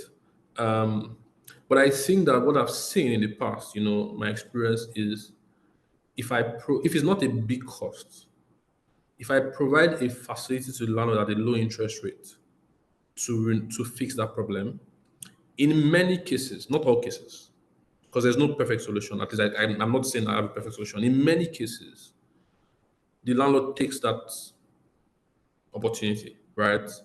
Fix it. So, for example, rent is coming in 3 or 4 or 5 months. Well, you take a loan that you get interest 4%, for example, every month for the next 5 months, right? Landlords, I've seen landlords do that because they're happy to go on. But I have to say this: if the landlord has not been getting reports on inspections, has not been feeling like you are proactive with rent reviews, you will also feel like you're only asking me for money all the time, right? So on one side, managing the landlord proactively helps us to be able to get them monies for renovations. From my experience, right? I mean, I don't know if you send inspection reports to landlords. People do that. If you are constantly communicating your landlords updates, inspection reports, they feel like you are doing work beyond just asking them for money. If you're always going to someone to ask them only when it's time to repair things, then they will also feel like you're just getting money from me, right? And that's how human beings are naturally, and that's how landlords are too. So how are we proactive with our communication with landlords? Inspection reports, checking in on them, letting them know how things are going. Some people do quarterly reports, and if you have a tech system, you can automate that. I think that's one side. So that when you go to them and say you want renovations, it's either they have the money or they are willing to take a loan, right? And I think that we don't like the idea of loans, but it's what it is, right? If you don't have money to fix things, a tenant is suffering. If you explain to them that this tenant will have problems with this tenant in the end at renewal and it can go to court and it can delay things, let's prevent that by fixing it with a loan. I think that at least 20-30% of landlords will take it from my experience. The other percentage that don't take it, I don't know if I have the answer today. I think we are learning. Regulation also will solve some of the problems. But a good number of landlords, if you've communicated with them, proactively about their property, about how they can improve their property, about how they can earn more money, when you now say you want money to spend, they are more likely to respond. And if they don't respond, they are more likely to accept, to provide, to allow you to take a credit for fixing those things. And, with tech, we can partner easily with mortgage banks, with banks to provide those facilities for renovation, as long as they get the money back, right? Yeah. So those are my thoughts on managing that example. Yeah. Thank you very much. Please, Angela, let's get Chief Enshaw, so that he can make his comment before we take the other. I thought by now we should have him up here. He has indicated his interest to make a comment. Please, can we get him as one of the panelists so that he can make his comment and in a minute or two? Okay, whilst you're still trying to get him up here, there's a question from Mr. Shegun Falebita. It says, "Good afternoon, Mr. Jinadu. Thanks for your professionalism on landlord-tenant relationship." He said, "Please, I have two questions. Number one, if a paying tenant starts defaulting as a result of economic stress, how can we ensure such default didn't affect landlords who solely depend on income from their properties?" That's the first question. The second question is, secondly, if a tenant is given quick notice for a particular reason, and within a short time, it changed positively, but didn't come for apologies, what's your professional advice on whether to pardon him at the expiration of the notice, or should he follow through and eject him to avoid influencing co-tenants negatively? I'm sure you got that question, sir. I believe so. This the first one is somebody wasn't able to pay, and of course, the landlord suffers. And sadly, I think the first answer is one day we're going to get a we're going to get a governor or somebody in the House of Assembly, or we're going to get the industry to collaborate to move on regulations. I mean, something that I know, and I'm sorry that I say this, but something that I wish we did better as an industry was lobby for regulations to be passed. Um, because if those regulations are passed, and I know there's a Lagos tenancy bill that's going on right now, um, and as in Lagos alone, right, that sort of at least protects landlords a bit more than in the past. And if we do that, then we're going to have less problems with default. And it's funny, right? My experience, I'll say this. I'm sorry, tenants. I find that if you live, say, in the UK or in the US, you prioritize paying your rent, because it can affect other things like credit report and all that. In Nigeria, I think I'm so sorry, everyone on the call, if what I'm saying is going to annoy you, but we prioritize Ashwebi and spending money outside, and then we can tell the landlord stories. I think it's sad, but I think the reason why that happens is because there's also no consequence for bad behavior. So my first answer to that is hopefully we can fix regulation. We can, as an industry, collaborate to lobby and drive regulation in the industry. But now there's no regulation. So what do you do? There is the opportunity to, if you're using tech, to connect and report defaults, for example, to a credit bureau. And so for landlords that get involved in financial decisions, or get involved in transactions financially, at some point, they know that that's going to be reported to credit bureau. They are probably more careful about debt. So I always like prevention. If they know that in their contract, if you default, it's going to be reported to credit bureau, tech does it automatically, then it reduces a certain number of people will not default. Number one, they will not apartments that they cannot pay for. Number two, if you want to prevent this kind of defaults, please do great tenant verifications. We don't do we don't do good enough tenant verifications. So that's on our side, right? We need to do better. Landlords always say, Kunle, well, when I used to do this property management a lot, Kunle will say, rent out this apartment. I say, landlord, I remember one of the things last apartment property rental projects that I did. It was a 6 block of flats in Lekki. I think I interviewed 146 tenants before we finalized.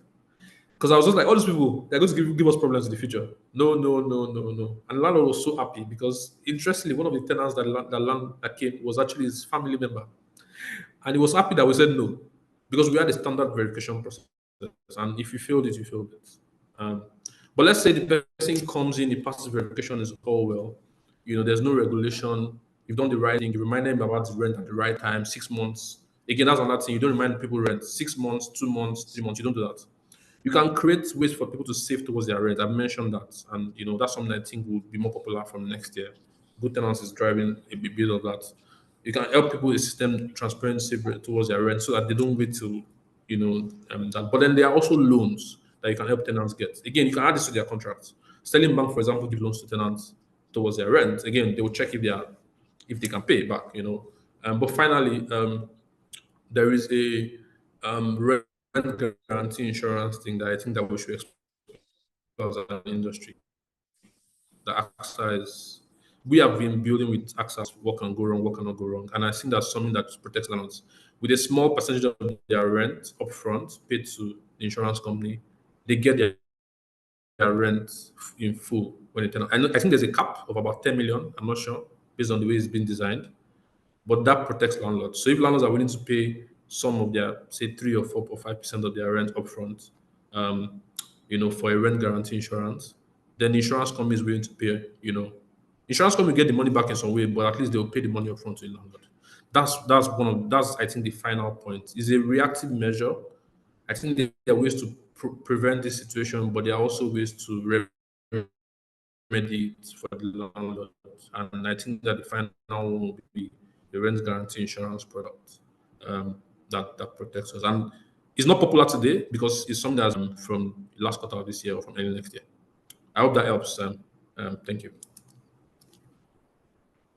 Oh, sure, it helps. Sure, it helps.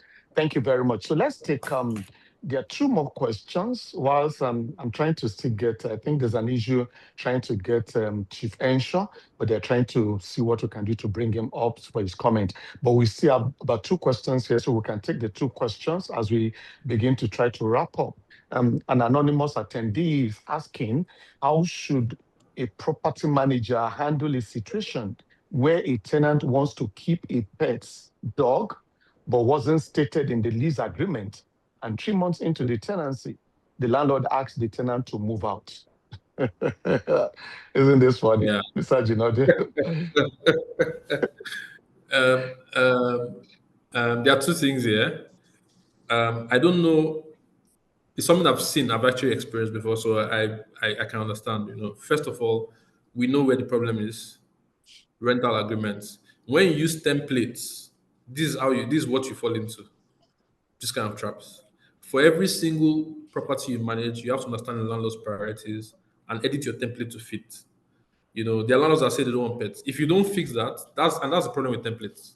So what I suggest to companies to do is have multiple templates for all your documents. For rental agreements, have a rental agreement for community buildings, rental agreement for single living buildings.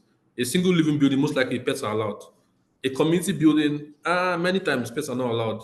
So if you have multiple templates, then it's easier for you. But even after templates, please be specific per landlord and tenant. Of course, by law, you cannot exceed the tenant. If the tenant knows his job, right? He knows his law. You cannot extend after 3 months because it wasn't stated in the contract. So, but that's also again like when landlords have to tell you what to do, is maybe because we're not in full control. And I'm usually wary about having landlords communicate or tell you as a property manager what to do. I think maybe we will need to step up the trust or the professionalism, because if landlords start telling you what to do, I think I'm concerned. Yeah, so I think how do you advise the landlord in this case? Say, hey, the law doesn't allow this, and when the tenant's done, they will probably move, or maybe tell the tenant, please, I beg you, manage. And by the way, if you had a good relationship with that tenant, I'm not saying it's going to happen, but maybe it's possible that they will not. They will be willing to say, okay, let my pets go for a while. Yeah, I think it's just being proactive again on the landlord and tenant side. If you are proactive with the contracts, with the way you manage the tenant, and also with respect that the landlord gives to you as a property manager because you've done a great job in the past. I think you can manage situations like this. I really hope this helps you.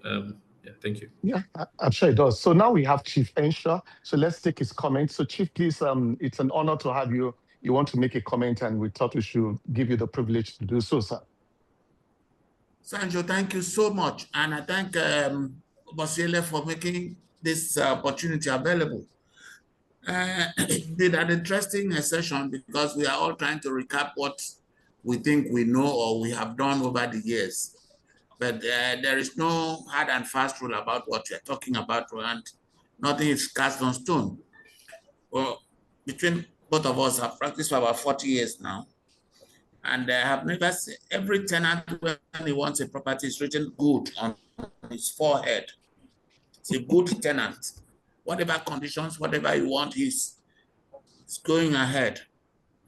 And this is the market you're operating. You are caught between the river and the fire. If you fall to your right, if it is fire, you'll be burnt. If you fall inside the river, if you cannot swim, you will be drowned. So you try to walk a tightrope.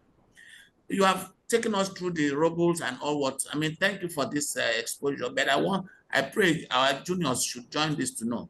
My comments, I want you to see how we can explore us to lift the bar. When you come to this issue of guarantors, can we get to a stage whereby a bank will give his tenant guarantee that when his rent is due and he doesn't pay, the bank will pay you, and then he knows that he has an obligation, because if he owes you for 1 year and he comes to pay, he pays you the same rent which was due in January, pays you that rent in December. But if his bank had paid you that money because they had guaranteed you that rent, and he will not pay, he will pay the X rent plus interest. That is something I want us to look at as a body to see how if we can escalate that to a professional requirement level. Because I remember what I'm talking to you now, I wrote to Honorable Senator Ted, somebody who said he wanted us to do yearly rent, monthly rent collection or something. So I told him that he has not started, because the problem, yearly rent you cannot get. The to and fro to go and get, even with the AI and the high tech, to go and get yearly rent, you cannot achieve it. Is it the monthly rent? And whatever you are earning in between, you have not earned anything, because the problem of getting that rent is not there. If any tenant can get a guarantee from his bank that when his rent is due on 10th of January, he doesn't pay, his bank should pay me and then debit him, and he will be paying interest. That will be something, if we can come as a regulation, to take both of us in check. I want us just for us to think around that area, because this guarantor, the one we have now, the man operates at his whims and caprices. If he can do it, you just take a big man's name, because I know Obasiele, he has said, oh, I know Sanjo, please give him the proper. When Sanjo doesn't pay, I cannot take Obasiele to court that he signed guarantor for him. Yeah. But if you are banker, as you get, they say they want to open an account, but you have to get a guarantor.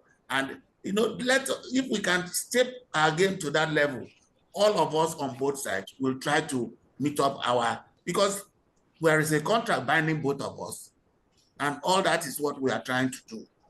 Just for thought, I want us to think in that area, this issue of guarantor, not what we have now, but if we can scale it. That's one. Two, how often do you inspect a property that you are managing? Is it only when the rent is due that you go? So the man knows that, oh, the rent will be due in August. He will be here to ask for the rent. Between January and August, you have not even gone to, like in my practice, at least we have twice in a year, you have to visit that property, show him, let there be a personalized attention. Let it be that we are not just doing business of rent. That is why I tell any lawyer who does property management, a lawyer cannot do property management because it's not collecting rent and paying rent. There's more important to property management than just paying rent and collecting rent, because that is where the gap is so wide. There will be a leaking roof, which is affecting the landlord's obligation and the tenant's obligation. All those things, if you don't pay personally, the tenant is farther away from you because you are only coming to collect rent when it's due. You don't attend. You should create, people should have a template. If I am managing a yearly tenant, I should be able to say, you should be able to inspect that property minimum twice within the period before and after the rent, so that both of you are on this. If you cannot, in the current tenancy, what we do, have a soft copy. You send us, there's what we call status report. We just have a form which we have circulated. How is your property? I hope you are happy. If there are issues for us, please let us know. These are 10 times. We let you know your obligations as a landlord and as a tenant. And we send this both ways, because when we get a feedback from the tenant, we ask our client to know, because nobody wants to pay money. The tenant wants to, the landlord wants all the money, he doesn't want to spend. But you try, because you're in the market. He doesn't want to spend the money. But just tell him that A man who has paid for the property should enjoy the property. And basically, you are supposed to invest part of that rent you have collected to keep that property in a state to enable that man be happy. Because if you keep the property happy, if you review the rent, he knows the cost of moving or paying the reviewed rent. He will take it, so nobody will impose on him. So these are areas I think we should up our games. Then the last but not the least, sorry to take you this far. I have noted here, security deposits. I don't know your experience, but security deposit, whatever you fix, can barely fix internal redecoration. Nothing else. I mean, internal redecoration. That's if you are depending on a security deposit. So for me, the security deposits only have actually come to mitigate the terminal obligation. They don't, well, most of the cases when they are living, very few cases they will live in peace. But when they are living in pieces, you can only use that terminal obligation to mitigate the loss of the terminal obligation. Because whatever, I don't know your experience, but whatever is paid as deposit can barely pay, internal redecoration, which is a tenant's obligation. Not to talk of where you have basic structural or something repairs bordering on tenants' use.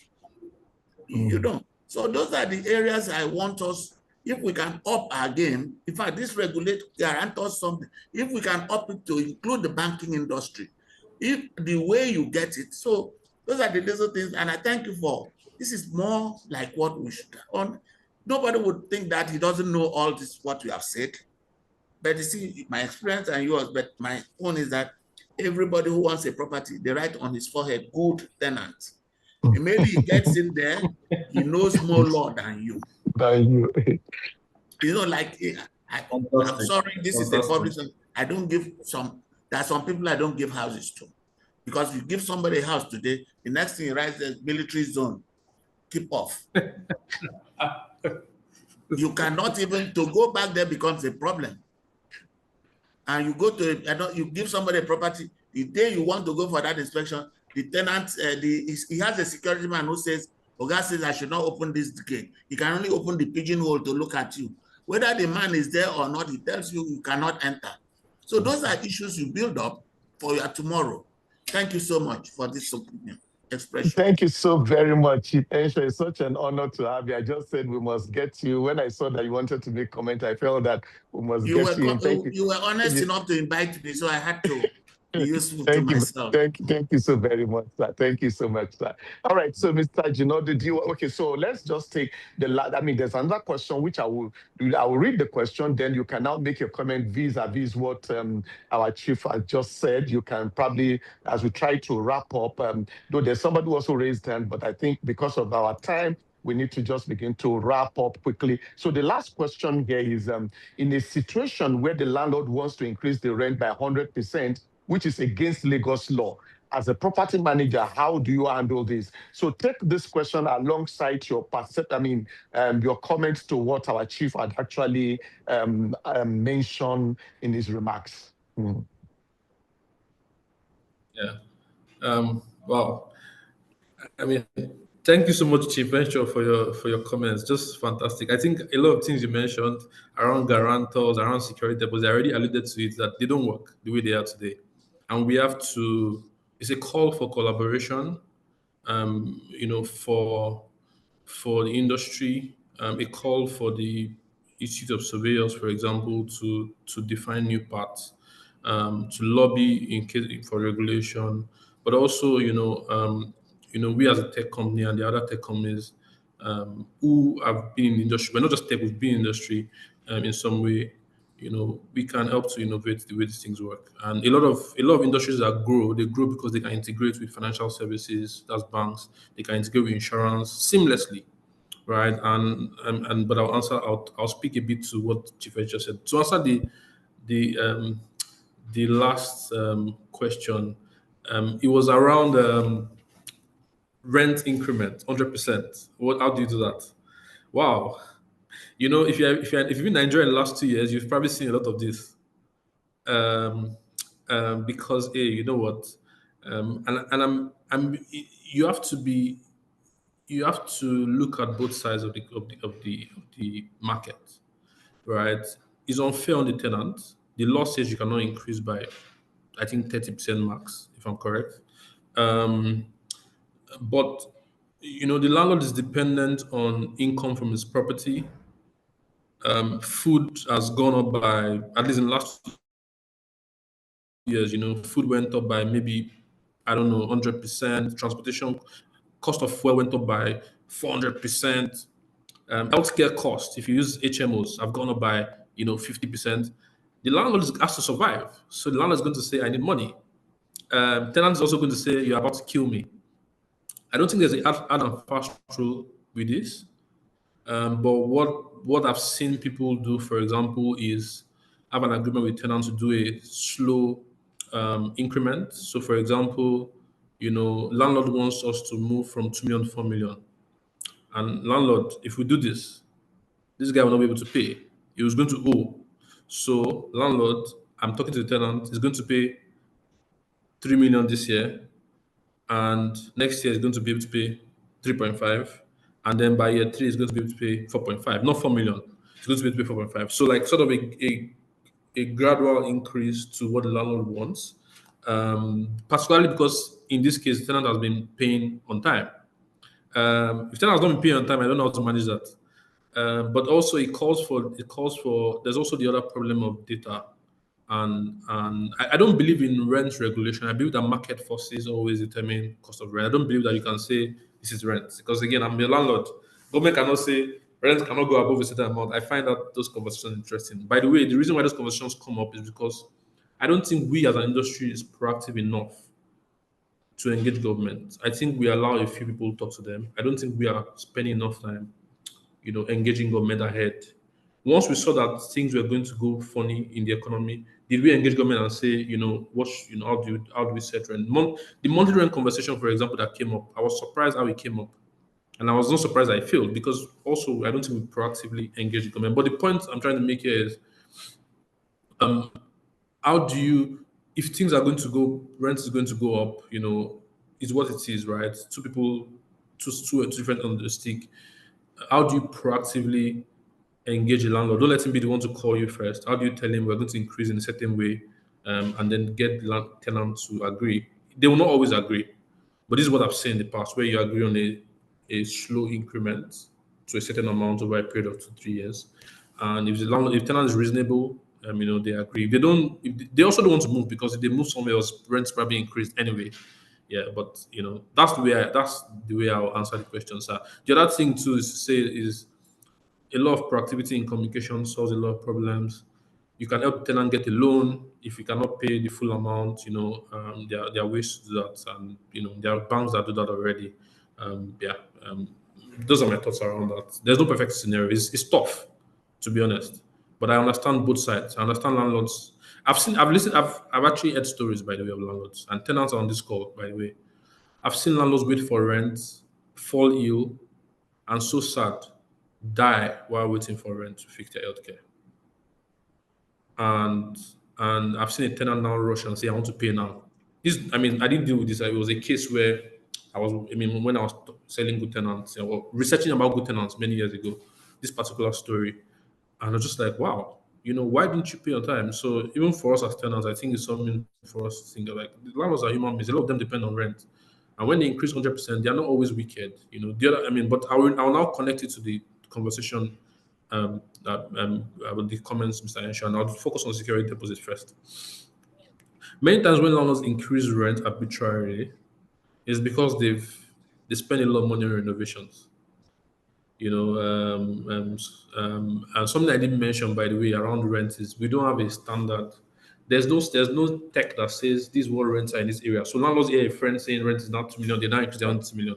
Something that we can push as an industry is this is what average rent is in this area publicly, right? And landlords can have an idea. That's something I think we can do at good tenancy collaboration industry. But back to my point, security deposits. I've seen landlords increase rent. In fact, I know a client story, a property management company, where the landlord said, my rent is really 4 million, but I want you to make the rent 4.5 million. Why? I want to have extra 500K that tenants are paying because I know tenants will damage things. This is the problem with that. You are punishing good tenants, right, who will leave their apartment in great shape for the sins of a few. Yeah. Mm. Now, the story of the few is loud because, when it happens, we talk about it, right? And so, but landlords do all these things many times because they are protecting themselves. And if you're a landlord as a tenant, you probably protect yourself too. So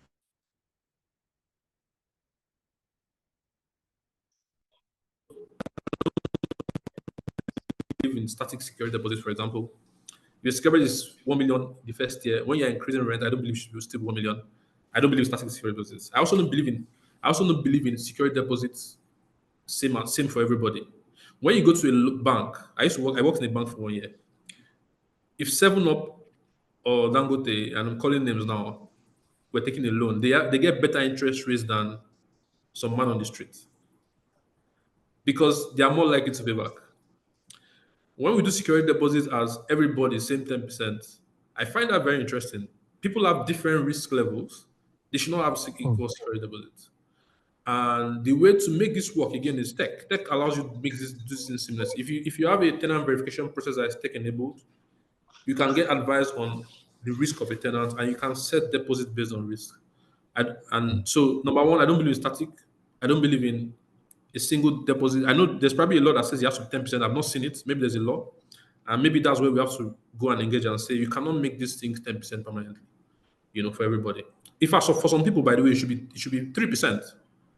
So I'm not saying it has to be 20%. For some people, based on the risk of a tenant, you should be able to reduce the security deposit for a tenant because it's a less riskier tenant.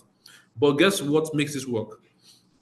You have a tenant bureau that is digital, that has history of behavior of tenants. It also ties into the guarantor conversation. If you have a tenant database based on behavior that all property managers are contributing to, people know that there's a database. They behave better by default. I gave an example of the traffic lights. Every traffic light in Lagos has a camera. Nigerians are angels. People suddenly become angels. Then when you go to the ones that don't have cameras, boom, the different in human being. If you don't create consequences for bad behavior with databases, all of that, people behave. But also, something I have to say is incentives. I mean, you talk about people not paying on time, or is I think our system also has to think about incentives. And many things I'm saying here are things that will take time for us to implement. But how do I set rent prices? If I set the rent price at 5 million, if somebody pays 1 month before, can he pay 4.9 million? I don't know that that's correct, but it means that at the back of my mind, I know my rent is really 4.9 million. When you look at retail market, they have sales. When you buy something at sale, you are buying at the real price. The price that they are selling it for when it's not a sale period is the price plus extra, right? Have we considered setting rent like that so that we are creating incentives for people to be? It's not always about reaction. It's also about, are we creating rent in such a way that if somebody pays on time, for example, they get cash back.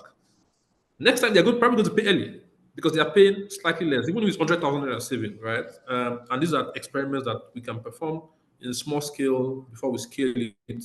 But it's things that we have, experimented. For example, inspections. We all know that we should do inspections.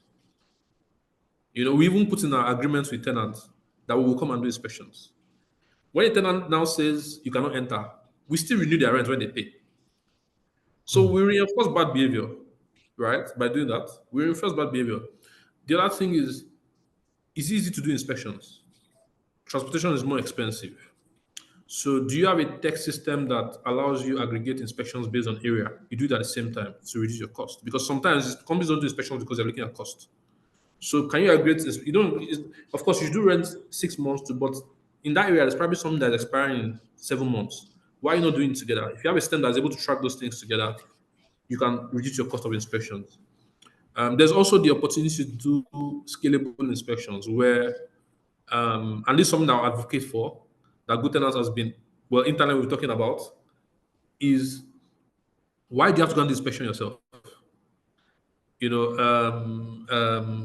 don't believe that tenants can do inspection themselves, but you literally have many estate management students, or even not even estate management people, agents who can do inspections for you and someone, it's just a young person with a phone that can take pictures and take videos, right? And you pay him, for example, 5,000 naira. There are many people who will take that job today. I'm just thinking about cheaper ways to do inspections, because sometimes we're not doing it because it's expensive to drive. But your company is in Ikeja, but there is a tenant in I don't know, maybe Ubudu, GRA. You have to drive all the way to, I don't know what that costs with Uber. But there's a young person in Ubudu GRA who doesn't have a job, and you can train to do inspections, and we do it for 5,000 naira, and you have your data. Particularly if you have a tech. By the way, good tenants, we have a tech system for inspections. You don't control it. You go in with the app, you take pictures, videos, all of that, and you in 1 minute you have a report on the system. If you have young people empowered with this tool, anybody can do an inspection for a cheap amount. That's the way Uber works. That's the way a lot of the industries are changing right now, where you are able to outsource some of your work, right? So that you spend less to get it done. So I think that innovating around inspections will make us do more, because we're not doing it sometimes because we don't care, sometimes because we're not even reporting to our landlords. There's no report, so landlords don't know. And once you don't inspect the property, you will spend 2 years of rent to renovate it when the tenant moves out. They know that you don't care. If you show that you don't care, they're not going to care. So inspections are important, but we can make it cheaper. I think my final thoughts, because I think we have to. I don't want to keep you waiting too long. Just again on the point of guarantors, prevent it. A combination of a credit bureau, or the way banks have done it, a rental bureau, or and a rent guarantee insurance, which I mentioned, that AXA has been building, and we can collaborate with them to move it to the market. We've been building with AXA, by the way. A rent guarantee insurance can protect landlords when tenants default. They will get the money back, but they will pay the money to the landlord upfront. And then a bad tenant database, let me tell you what will happen. What will actually happen is not that bad tenants will increase, is that it will reduce, because there's consequence of bad behavior. Because it will show on their credit bureau. So design this system is not reactive. In the end, when you design systems like this, people will beat less traffic lights because there's a camera. They won't beat traffic lights and pay for fine. They will behave better. So we need to step back and agree as an industry on a system that allows people to behave better. But I also don't want us to forget that we're talking about great tenant experiences. We also need to create ways to make things better for tenants, help them pay better, help them save upfront for rent, inspect on time and solve their problems before it's time for rent. If we're proactive with them, we're more likely to get them to cooperate with us. Those are my thoughts. I hope that, and we are good tenants are very interested in collaborating industry to do some things I've said. By the way, we've already implemented, like rent. We've done it with AXA already, but there are more things that we can do as an industry if we collaborate.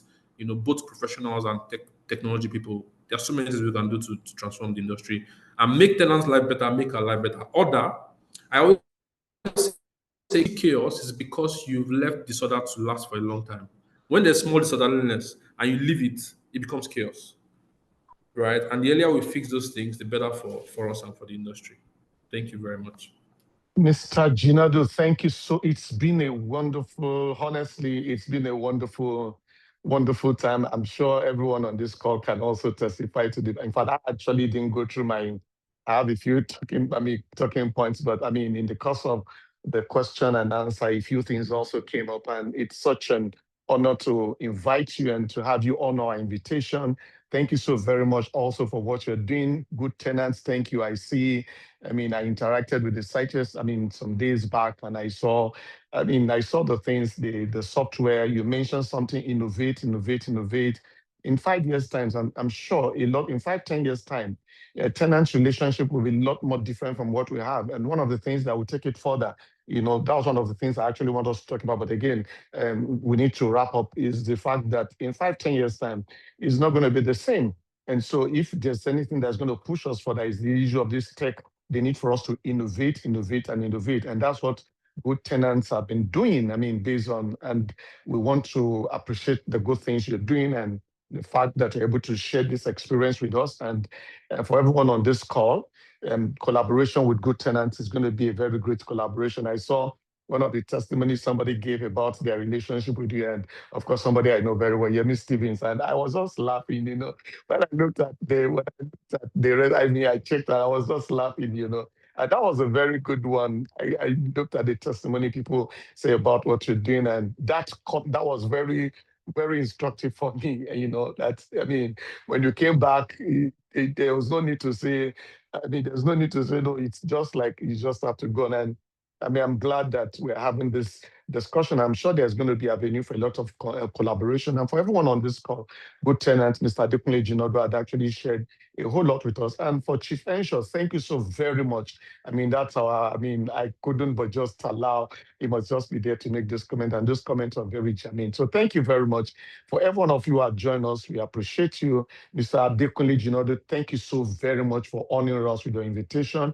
And we look forward to having more of you. This is not going to be the last time. We'll come calling again, and I'm sure that we'll do a lot of collaboration.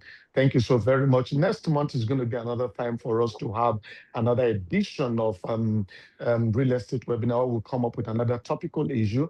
Please tell your friends. And for people who are asking, I see a lot of people asking, would they have access to the, you can check this on YouTube. All our presentations are on YouTube. And also for the slide, we'll be magnanimous to share the slide with you. Just drop your email with the back end. We'll share the slide with you and you can use them. Go back to them, look at them all over. If you need to reach out to Mr. Adekunle, you can reach out to us. We can always create that network that you can reach out to them so that whatever collaboration you want to have, you can have them. Thank you once again and God bless you. I'm sure that the rest of the day will be a wonderful one. Mr. Adekunle Jinodo, thank you so very much. And I'm sure we'll do a lot of things together. Thank you so much. Thank you very much. All right, have a wonderful day. It's been a wonderful session. Bye for now. Thank you. Bye-bye.